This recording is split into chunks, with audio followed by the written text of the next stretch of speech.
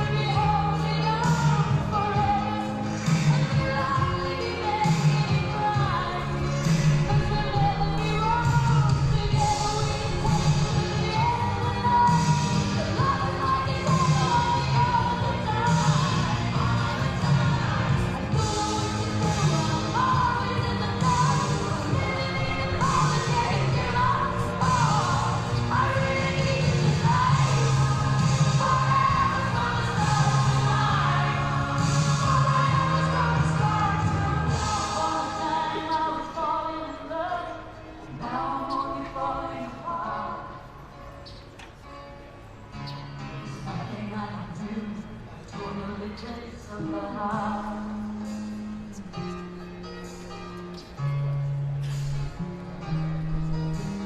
Once upon a time there was light in my life. Now there's only love in the dark. Nothing I can say, total eclipse of the heart.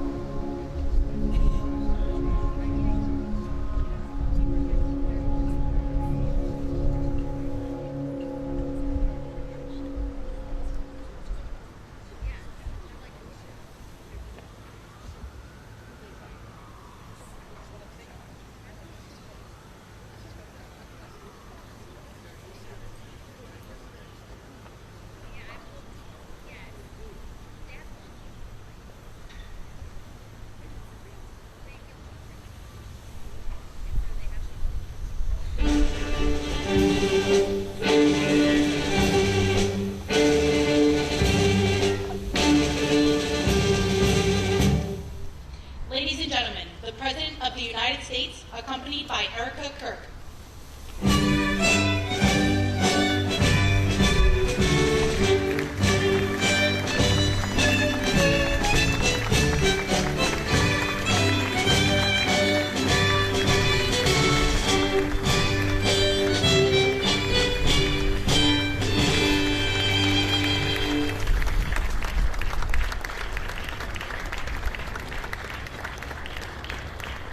Thank you very much, everybody.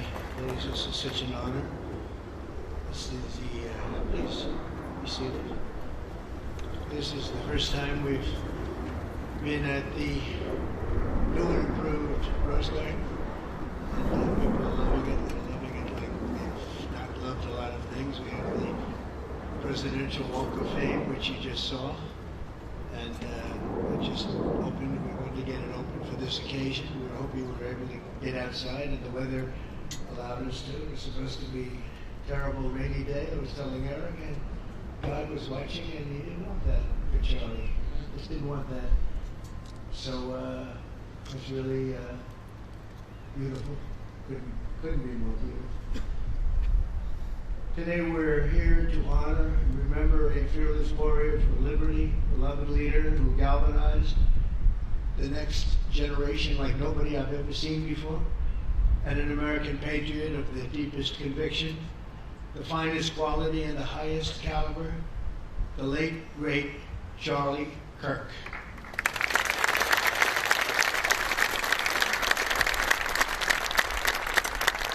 5 weeks ago, our nation was robbed of this extraordinary champion. He was a champion in every way. I got to know him so well. He didn't like losing.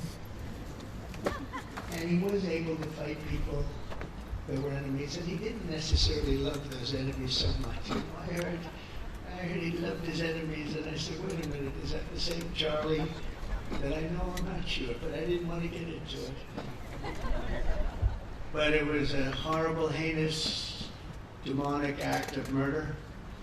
He was assassinated in the prime of his life for boldly speaking the truth, for living his faith and relentlessly fighting for a better and stronger America. He loved this country. And that's why this afternoon it's my privilege to posthumously award Charles James Kirk, our nation's highest civilian honor, the Presidential Medal of Freedom.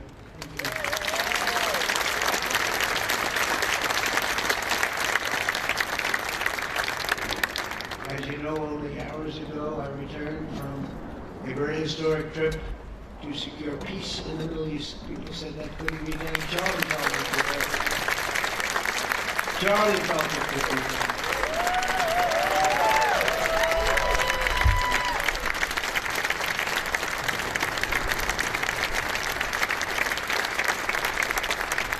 Thank you very much. But I raced back halfway around the globe. I was going to call Erica and say, Erica, could you maybe move it to Friday? And I didn't have the courage to call. But you know why I didn't call? Because I heard today was Charlie's birthday. And I said, that was indefinite. And I said, we're going to have to forget about some of those very big, very rich countries that expected me to be there. And I can tell you, based on the length of that flight, I wouldn't want to go back tomorrow. But I would not have missed this moment for anything in the world, nothing. And it's a very important time for our country, and our country is doing so well. It's never done better. We are a country with almost now $18 trillion of investment coming in. Nobody's ever seen anything like that. Previous administration had less than $1 trillion for 4 years. We have more than 18, or it will be much more than 20 by the time of the year. More than $20 trillion. There's never been a country in the world that had anything like that. What's happened to our country is incredible in a short period of time. Charlie was a big person for, sir, can we close up those borders, please, a little bit, Really thinking badly. I said, Charlie, I haven't gotten there yet. But, it came out the last 4 months. Literally nobody was allowed into our country. And the only people that were allowed in were people that came in legally. The borders are absolutely stone cold closed. And they reported 0, 0, 0, 0. So that's pretty good.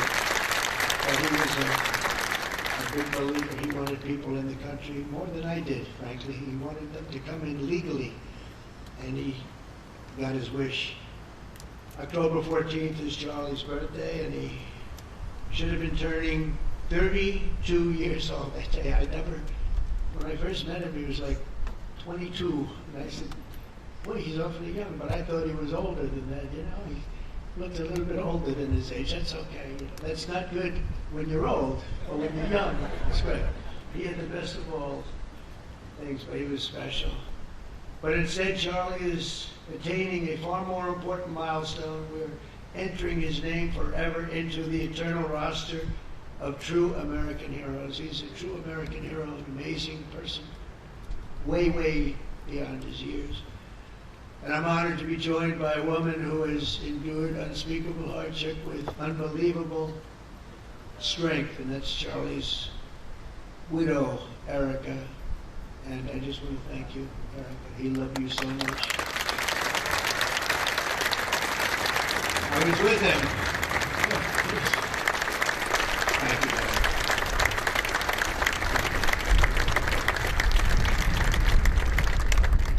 I was with him before I met Erica, and he told me he was going to get married. He said, you won't believe how beautiful she is. He said, well, then now that I meet her, he's right. But then he also said, and you know what? She's like the smartest person I know. See, they do go together on occasion. Not often. Not often. But on occasion they go together. But he was in love with you. He was deeply in love with you. It's great. Erica, your love and courage have been an inspiration to all of us, and we will always be here for you, and we're always going to be here for your gorgeous, beautiful children. And we'll never forget what your family has sacrificed for our country and loved our country. When things were going badly for our country, he was so, as you know, angry. He would get angry because he said it doesn't have to be that way. We're also pleased to be joined by an incredible group of Charlie's friends, very powerful friends actually, and some not so powerful, and they were actually better people, okay? I know the less powerful ones, I have to tell you that all of you power guys down here. The best ones in the group are the ones that are less successful, but that happens too. No, they're all great, and they're here. And let's start with Erica's father. Where is Erica's father? Where are you, Dad? Oh, look at him, wow. I want to get a hat like that too. I like that. How are you? Nice to see you again. Thanks as well to Vice President J.D. Vance, who's been fantastic. J.D., thank you very much. Did a great job. Did a great job on Sunday with George Slavodopoulos. Put him away pretty good. Second lady, who's a phenomenal woman, Usha Vance. Thank you very much, Usha. Thank you very much. Great woman. President of Argentina. He wanted to be here. Argentina's a serious flight, right? And he's become a superstar, and he's doing amazing things. He's a MAGA person, but it's make Argentina great again. That's what he does, right? And I want you to stand, please, Javier. Javier, yeah. Doing a great job. Thank you very much. Many members of my cabinet are here, just about all of them are here. I won't go into every single one of them, but I'll announce a few of the people that have really turned this country around and helped me. Incredible people. Speaker of the House, Mike Johnson. Where is Mike? What a job you're doing, Mike.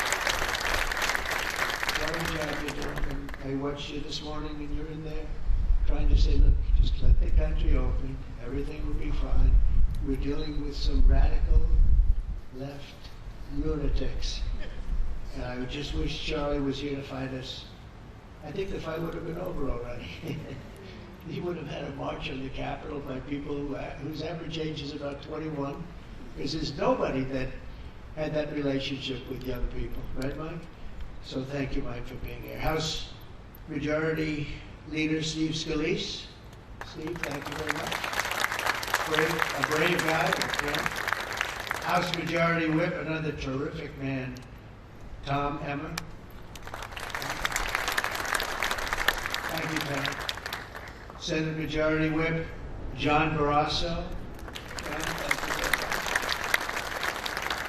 All these senators, I'm going to get in trouble. I'm not going to read all their names. I'll be reading all day. We'll be talking about Charlie in about 45 minutes. So no, we can't do that. So all of the senators, there's so many of you.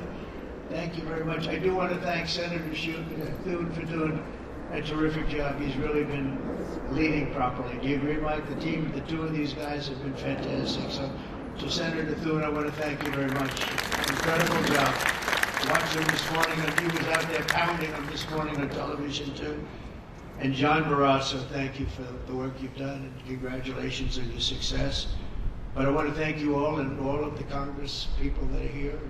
I see we have our Attorney General here, and you are doing a fantastic job. Thank you very much, Ben. Thank you. Thank you very much. We have everybody. Wow. That's incredible. Okay, I'm not going to do any more. We'll be here too long. But I just want to thank you. Have given him such support, but he always gave you such support. That's why you're here. And very unusual. Charles James Kirk was a visionary and one of the greatest figures of his generation. He was truly an amazing figure. In growing leaps and bounds, he knew that the fight to preserve our heritage is waged not only on the battlefield and in the halls of power, which we have tremendous power here, including the head of a place called War. We call it now War. We had Defense. We had our Secretary of Defense. Now we have a Secretary of War. And somehow I think it's more emblematic, and hopefully we'll never have to use war, but the fact that we're ready is very good. Peace through strength is very important, but also in the hearts of our nation's youth. That's where Charlie rode strongest. At age 18, that insight inspired Charlie to found the organization that ultimately touched the lives of millions and millions of people, and so many young people that nobody's ever seen anything like it, frankly. Turning Point USA. It's amazing. And it's actually bigger now. It's become bigger in the last few weeks than Charlie had thought. I think his end vision in many years from now would have been just a fraction of what it turned out to be in a couple of weeks, right? It's amazing. With hard work and joyful spirit and endless enthusiasm and determination. And he did have great enthusiasm. You know, I always say you need enthusiasm to be successful. He had great enthusiasm. Charlie grew Turning Point into the largest conservative youth organization in the entire country. He forged a personal bond with countless young conservatives. He fought for free speech, religious liberty, strong borders, and a very strong and proud America. In everything he did, he put America first. He really put America first.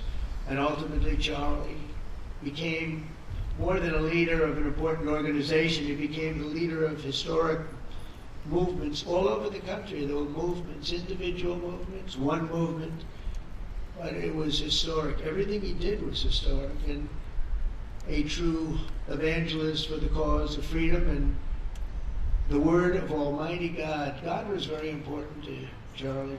He would say, you know, if you don't have religion, you're not going to have a strong country. It's true. He was so wise behind the scenes. You know, I talk to him sometimes and say, this guy is like a young guy. He was really a wise man. From the time Charlie worked on my presidential campaign in 2016, and he was there right from the beginning. He liked me. I don't know. I have no idea why. What the hell was he thinking? He said, you're going to win, sir.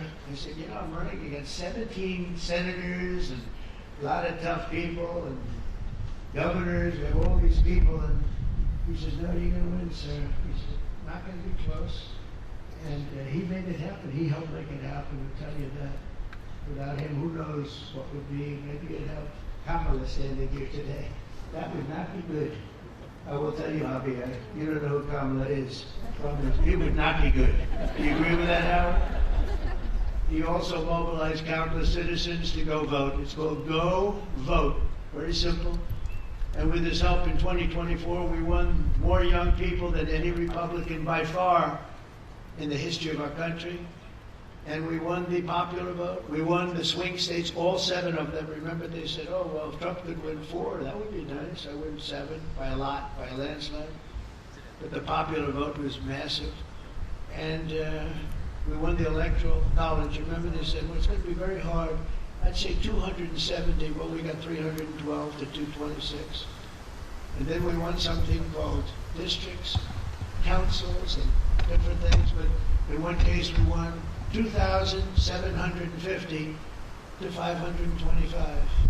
That's the one where you see the map is almost entirely red, except they have a little blue line on one side and a little blue line, meaning New York and a little bit Los Angeles. I have a feeling that if the vote were 100%, we would have won that too. You want to know the truth. But he knew, and he knew very well, and he also understood honesty, and he was always concerned with honesty. He said the only way we could lose is if the cheating gets so bad, and that's where we came up with a little phrase, too big to rig. We said, go out and vote, just go out and vote. And we had that, remember we used to say that all the time, because people would say, oh, if they're going to win, we don't have to vote. Let's go to a movie, we'll come home and watch later.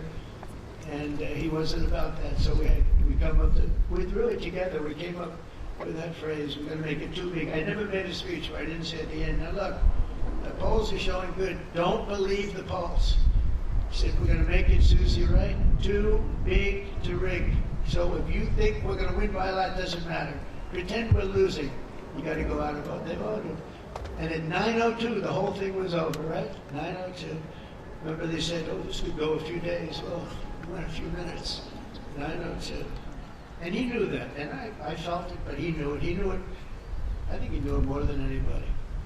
But Charlie never missed an opportunity to remind us of the Judeo-Christian principles of our nation's founding, or to share his deep Christian faith. In his final moments, Charlie testified to the greatness of America and to the glory of our Savior, with whom he now rests in heaven. And he is going to make heaven. I said, I'm not sure I can make it, but he's going to make it. He's there. He's looking down on us right now. So incredible. Look at this.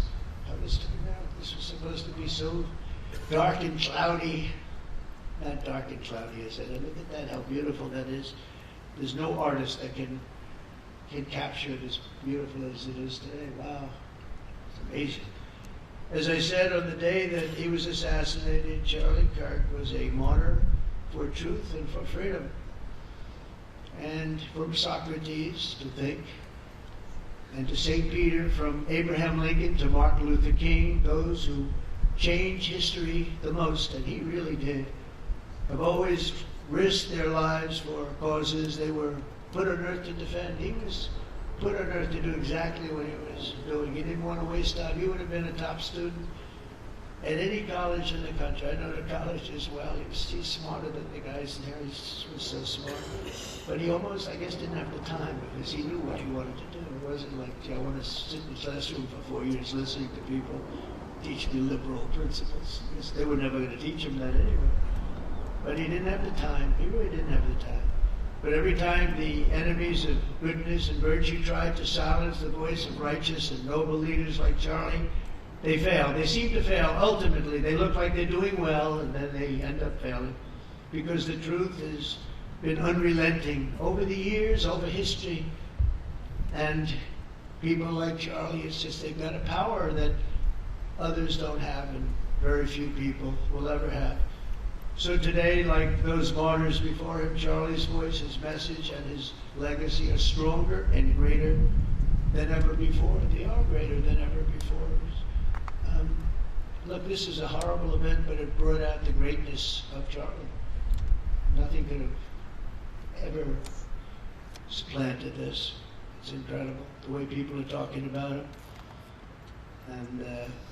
And with great love. I mean, I read so many stories about some of the enemies, but I watch the enemies, and it's hard for them to speak badly about him, because they just don't. And then you do have people in the days since Charlie's killing, we've seen exactly why our country so dearly needed his example. We've watched legions of far-left radicals resort to desperate acts of violence and terror because they know that their ideas and arguments are persuading no one. They know that they're failing. They have the devil's ideology, and they're failing, and they know it, they feel it, and they become violent. They seem to become very violent on the left. They've rammed vehicles into federal law enforcement, fired sniper rifles at ICE agents, and me, you know. But I made a turn at a good time. I turned to the right. Charlie couldn't believe it, actually. He said, how the hell did you make that turn? I said, I don't know.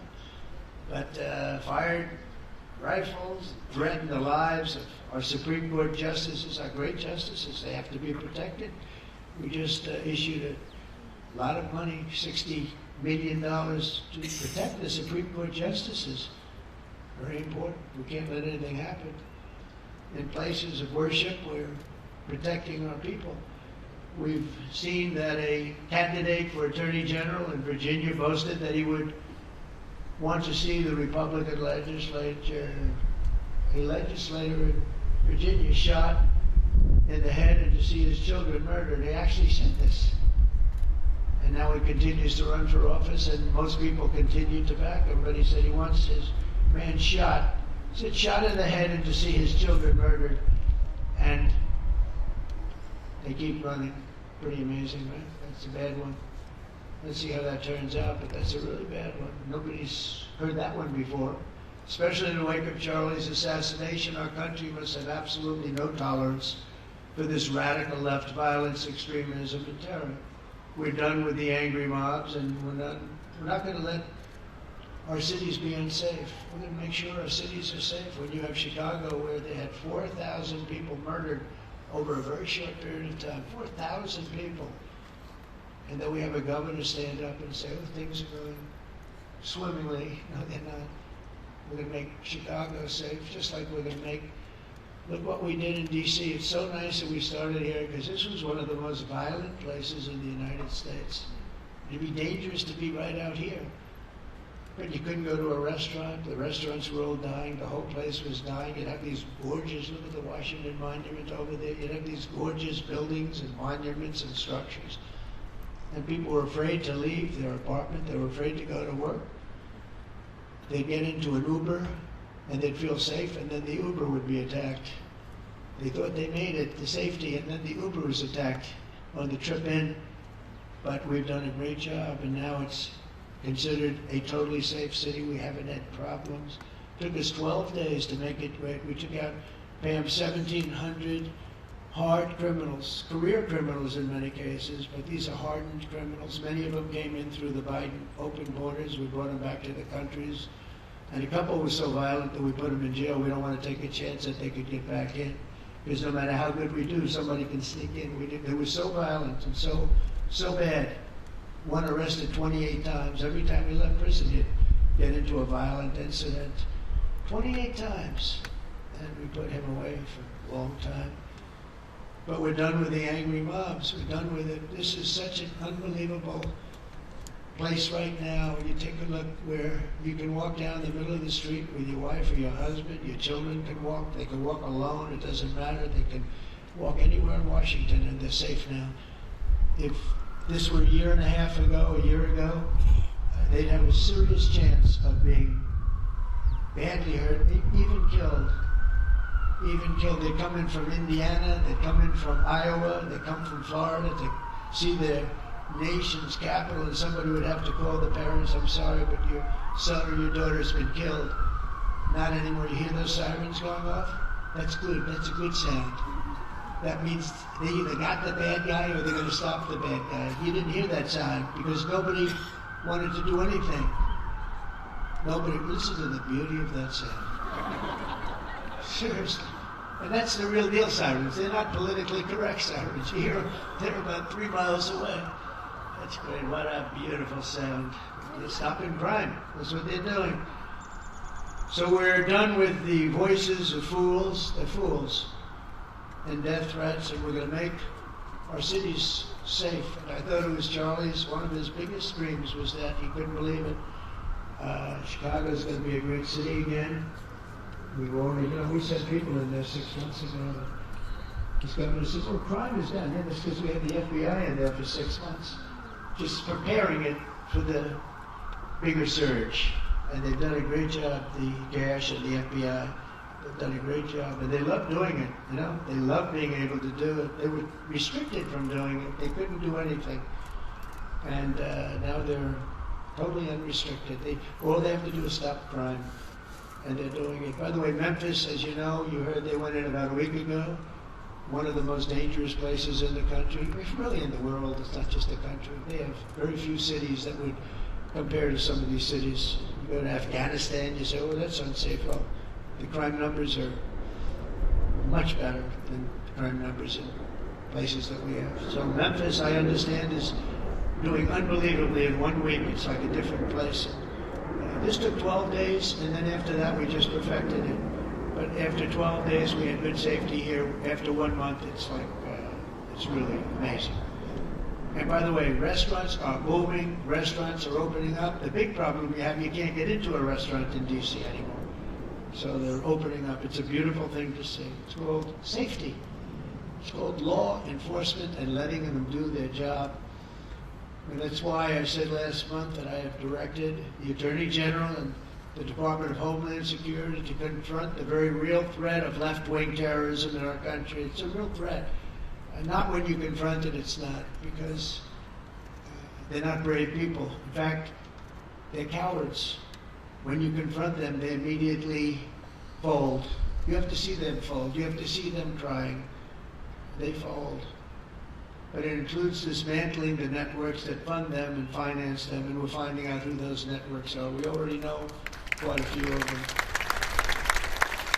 When you see these violent incidents, and then you see people holding this gorgeous sign with beautiful wood, beautiful cardboard, wood, everything's perfect paint job, and they're all the same. There are thousands of them. You know that they weren't made in the basement out of love. They were made by anarchists, and in some cases wealthy. I'll probably find some of my nice friends that are up there being so nice to me, especially lately. They're being very nice.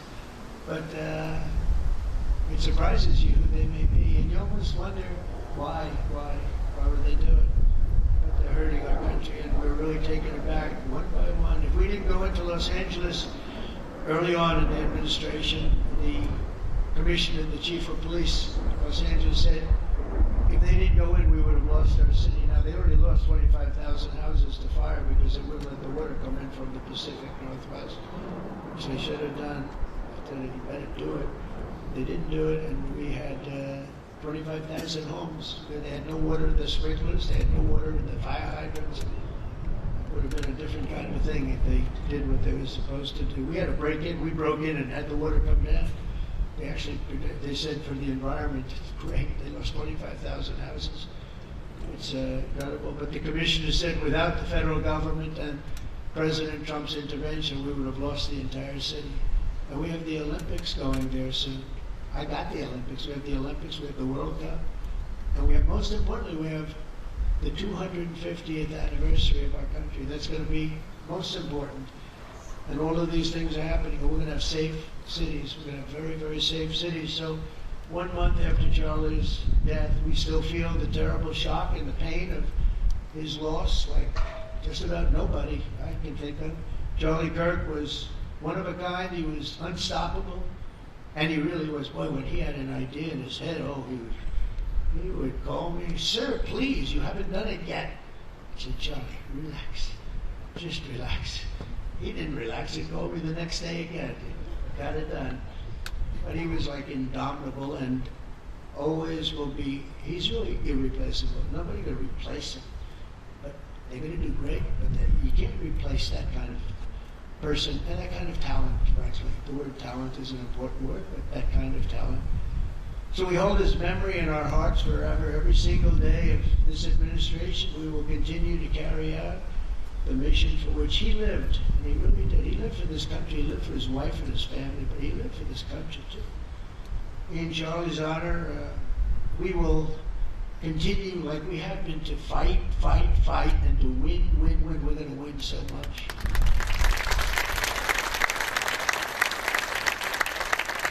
So, the Presidential Medal of Freedom is a big deal.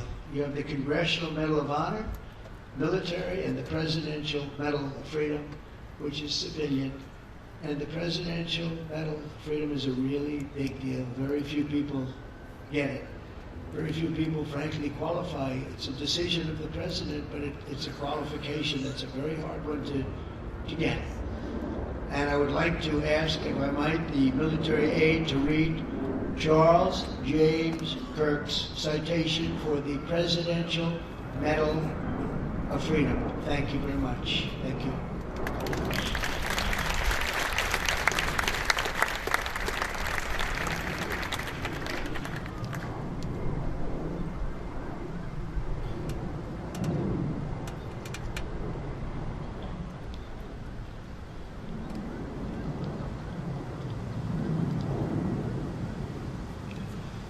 The Presidential Medal of Freedom is awarded to Charles James Kirk.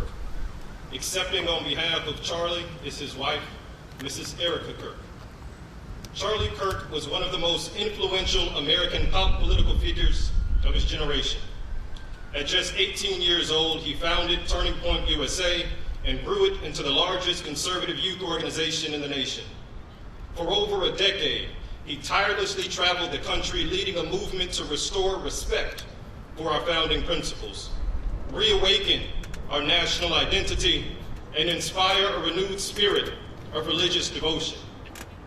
He was one of the great debaters and communicators of his time.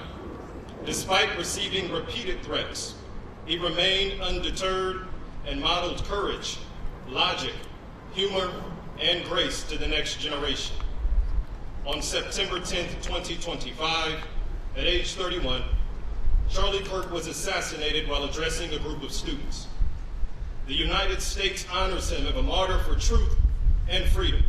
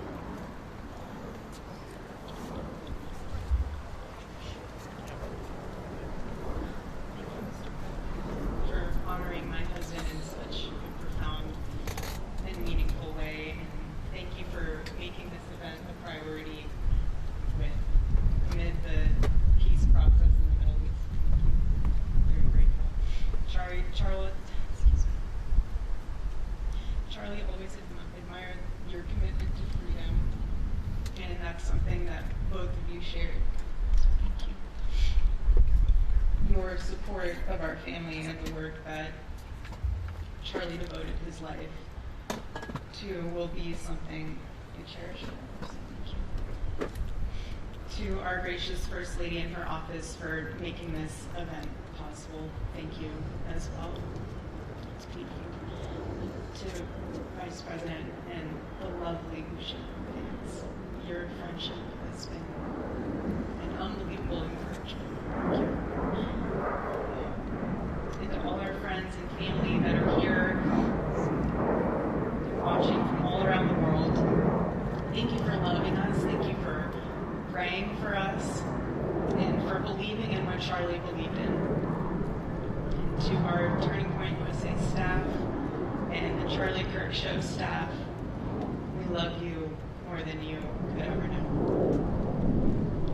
And to the Turning Point USA chapters that are watching all across America right now, you are the heartbeat of this future and of this movement. Everything that Charlie built You guys are the legacy holders of God. You are living proof that his mission did not die with him. It lives through you. And Charlie always said the next generation will decide whether freedom endures. And because of you, I know that freedom will endure. It will. And today we're gathered not only to celebrate Charlie's birthday, but to honor a truth that he gave his entire life to defend, and that's freedom. The very existence of the Presidential Medal of Freedom reminds us that the national interest of the United States has always been freedom. Our founders etched it into the preamble of our Constitution, and those words are not relics on parchment. They are a living covenant. The blessings of liberty are not man's invention, they are God's endowment. Charlie lived for those blessings, not as abstract words, but as sacred promises. He used to love to journal about this topic all the time, and with such a hard posture of gratitude. And he believed that liberty was both a right and a responsibility. And he used to say, freedom is the ability to do what is right without fear. And that's how he lived. He was free from fear. He was free from compromise, free from anything that could enslave his soul. His name, Charles, literally means free man. And that's exactly who my husband was. He was a free man. And from the time I met him, sitting across from him, being interviewed on politics and philosophy and theology, anything that Charlie loved, any topic he loved. And I just saw the fire in his soul, and there was this divine restlessness within him that came from knowing God placed him on this earth to protect something very, very sacred for all of us. And he never stopped fighting for people to experience freedom. He didn't. Charlie often said that without God, freedom becomes chaos. And he believed liberty could only survive when anchored to truth. And I remember in one of his speeches, he told the audience that the opposite of liberty isn't law. He said it's captivity. And that the freest people in the world are those whose hearts belong to Christ. But what's so powerful is that Charlie had the ability to communicate so brilliantly across all generations. And he reminded us that in a world that tells us freedom is doing whatever you want to do, the real freedom is the power to live freely and to do what is right. In one of his journal entries, he wrote that he wanted everyone to know that you can't have liberty without moral responsibility. Freedom divorced from faith eventually just destroys itself. And what's so fascinating about all of this is looking back these past 12 years of Turning Point USA and his mission, there's almost this veil of sacredness. Because what I realized is that while he was building an organization, he was also building a movement. One that called people back to God, back to truth, and a movement that was filled with courage. And ironically, for a man who impacted millions, Charlie never desired to be the center of attention. He just wasn't. My husband was not a man of extravagance. He loved simple but deeply meaningful things. Truly. He loved his late night walks. He loved buying more books than he could ever read because he felt there was no such thing as a book luncheon. And he loved being able to read to our kids the same bedtime story on repeat because he knew it was their favorite. And to him, it was special. He loved to sit in the sun on a Saturday morning with his cup of decaf phone was off because he was honoring the Sabbath. And for him, it was that moment to catch his breath and just be at peace, because he was unreachable at the moment. And he preferred quiet birthdays. That never stopped me from doing thank you. Never simply there was a baby. I love your birthday. I said, because it's a day that God knew the world couldn't go another day without you.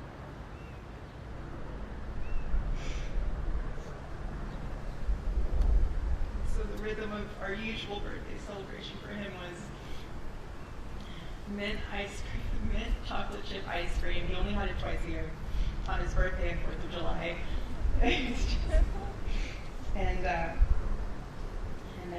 after that, he was back to work as usual. But last year, his one birthday wish was to see the Oregon Ducks play the Ohio State, and they won. Oregon won that night.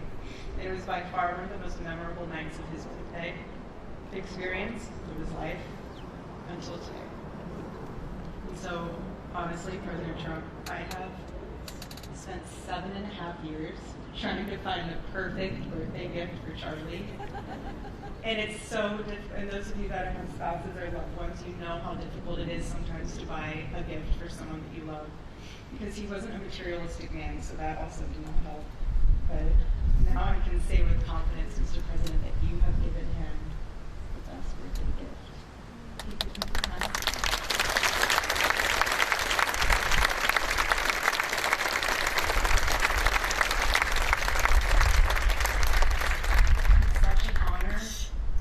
Recognition of the life lived for defending freedom.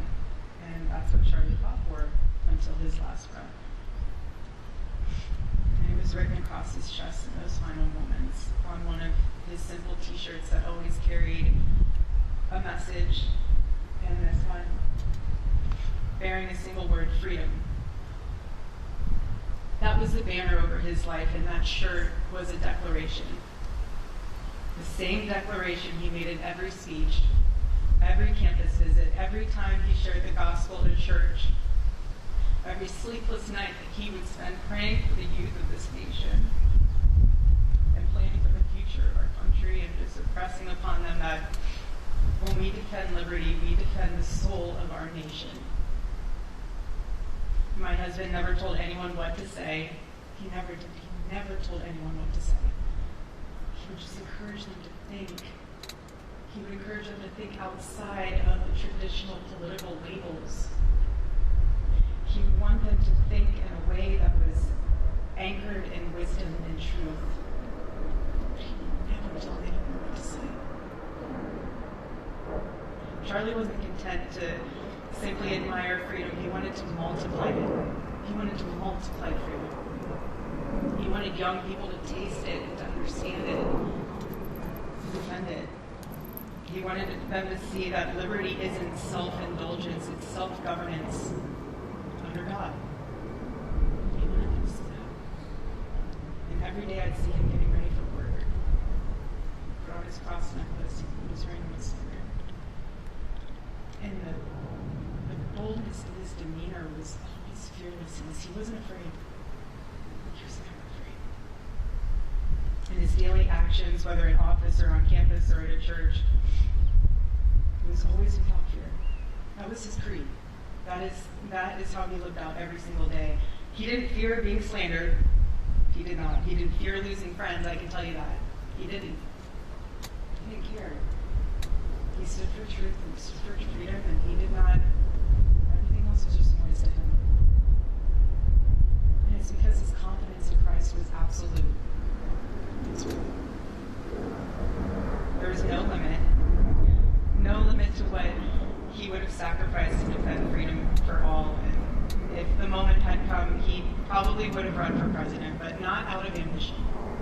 He would only have done it if that was something that he believed that his country needed from a servant's heart standpoint. Charlie lived only 31 short years on this side of heaven, but he lived. He filled every single day with purpose, and he fought for truth when it was unpopular. And he stood for God when it was costly. That's what we're called to do. Surprisingly enough, he did pray for his enemies. Which is very hard. He did. He did. He did. No one else, I saw him do it. No, he never did it in front of anyone else, but I can attest to that. But he also loved people when it was inconvenient.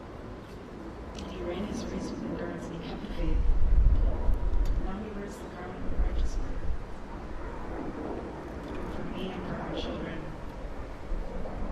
the truth really steadies our grief because heaven made what earth can no longer contain. A free man made fully free. To all watching, this is not a ceremony. This is a commissioning. My message is simple. I want you to be the embodiment of this medal. I do. I want you to free yourself from fear. I want you to stand courageously in the truth. Listen to the still, small voice of God. And remember that while freedom is inherited in this country, each of us must be intentional stewards every single day. God began a mighty work through my husband, and I intend to see it through. And the torch is in our hands now. It's in mine, it's in yours, it's in all of yours. It's in all those students who turn what you say. And before I close, I'll share with you that I asked our daughter what she would like to say to Daddy for his birthday.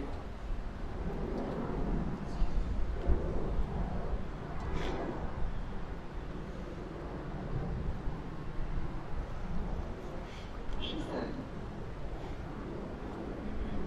"Happy birthday, Daddy. I want to give you a stuffed animal.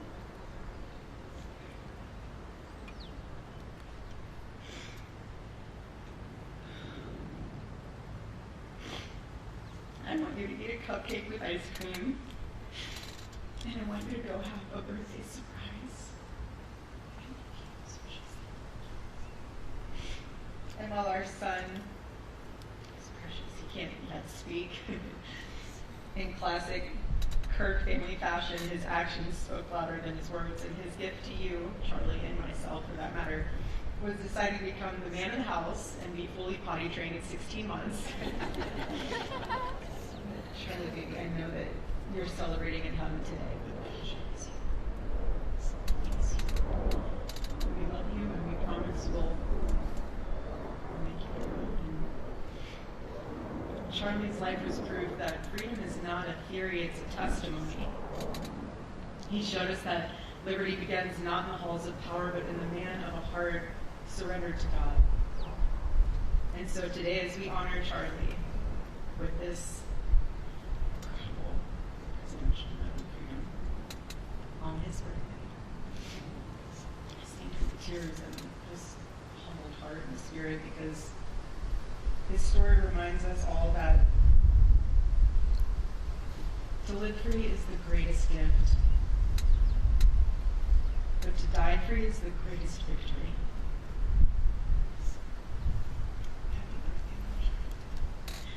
Happy Freedom Day.